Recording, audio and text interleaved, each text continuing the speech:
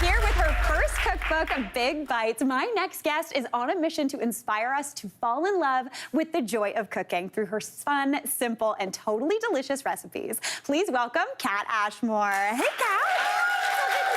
Oh my gosh, I am so thrilled that you are here with this beautiful book. Thank you. Okay, so this book, it's been out since January. It has. And no big deal. It's a New York Times bestseller. It is. Absolutely huge. What was it like when you woke up to that news? First of all, I still feel like you're talking about somebody else. Yeah, right? I'm like, oh, good for her. No, it was pretty incredible because you just never know. You put a book out and you have this intention and you feel like it's really different and powerful and useful, but you just never quite know how it's going to be received. And the fact that my message came through and it was helpful to people meant everything, means everything. So you have over 2 million followers on social, and you started your journey as a food producer and recipe developer, working with the one and only Martha Stewart. So what was your first day at the office like with her? Well, every time I go through a revolving door, you know, those revolving doors that you take, I am reminded of my first day where I was so nervous that as she was leaving with her driver, I got into the same pie behind her, and she looked back, like this, and we shuffled our way. So that's about how that went. But it makes a good story for all of us now. It was surreal.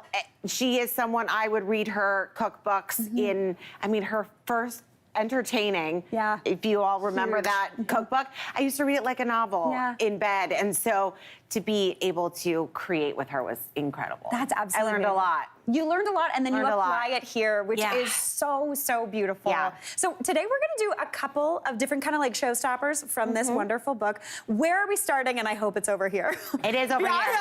You're in charge, so I would listen to you no matter what. But yes, this would be my preference.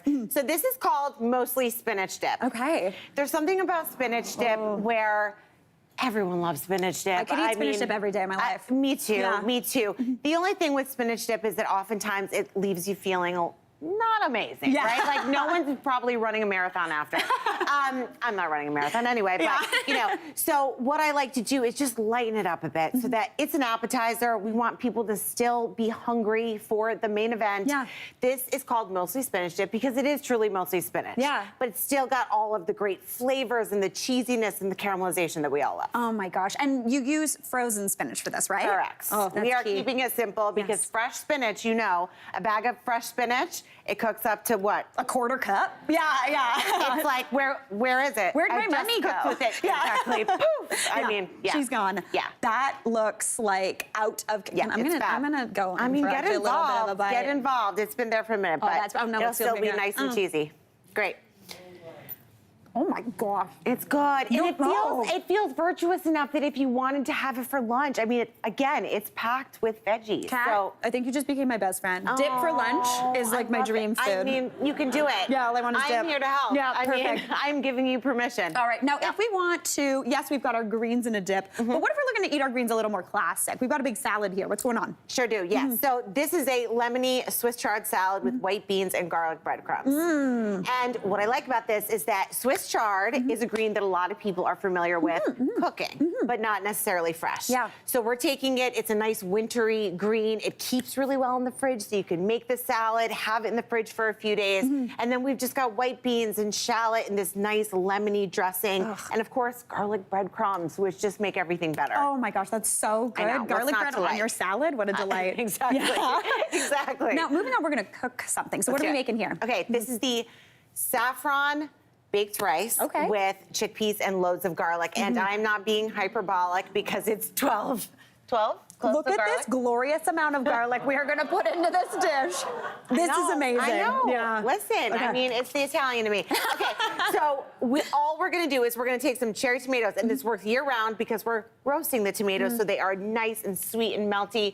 We are going to combine some sliced onion. Love that. Along with our very generous amount of garlic. Yes. That we've just talked about, just peeled and smashed. But again, we're slow roasting, so you're going to get that sweet garlic flavor. It is gonna almost melt in. Yeah. And you're not having to chop 12 cloves of garlic, okay? I love you too much for that. You're not gonna have to do that, just smashing it. A little bit of red pepper flake, a bit of salt, of course, to bring out all the flavor, and some olive oil. Beautiful. And we're just gonna mix that all up. Okay.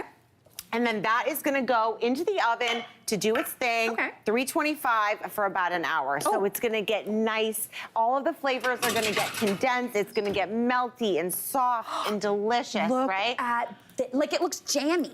Like it's cooked down into like a jam. That's it. It really is so sweet and luscious. Yeah. It's incredible. It'll make your kitchen smell delicious. So good. Then we're gonna add in some chickpeas, and this is going to be the protein. It's gonna be really satisfying and make it really, really hearty. We're gonna add in some rice. I love that. Okay, fun fact about me, Kat. Tell me. I'm not good at rice. Rice is my nemesis. Well, yeah, same. Yeah, actually. really? Yeah, Okay. I just pretend that I am by making rice like this. Yeah, okay. And nobody knows any different. Yeah. But it is. It's like you have to deal with the measurements and oh gosh, is it gonna be dry? Is it gonna be burnt on the bottom? Yeah. You're not dealing with any of that because it actually all just cooks in here like magic. Totally. And you're not gonna believe it. Also, I love that so saffron. I've added some saffron. This is the place to splurge a little bit. You don't need a lot. Okay. Some fresh thyme, the chickpeas, the rice, and we're just gonna put some hot water over that. Okay, and let's just pour it right over top. Exactly. Oh, this is easy. It could not be easier. Yeah. It's all done in one dish. all right? Beautiful. So you're gonna cover it with some aluminum foil. Yep. Pop it back in the oven. Okay. For like 25 minutes. Nice. Let it rest when it comes out. Oh my done. God! Look at that. What? Honest, I'm gonna dig right on into here. Is that? Please Is do. that something? I'm just gonna finish with a bit of fresh herbs for some of that bright freshness as I'm getting it all Beautiful. over the cutting board. But you know what? We're casual, we're easy, it's fine.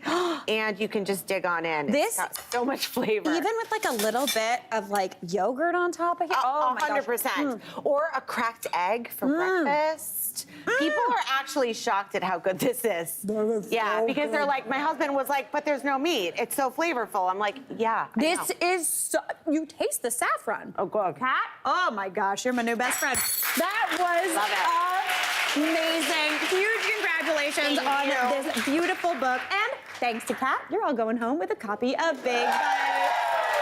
Kat, thank you so much. It was so lovely. Thank you. Hey, Mary here. What did you think? Drop your comments below and don't forget to like and subscribe for more of the good stuff.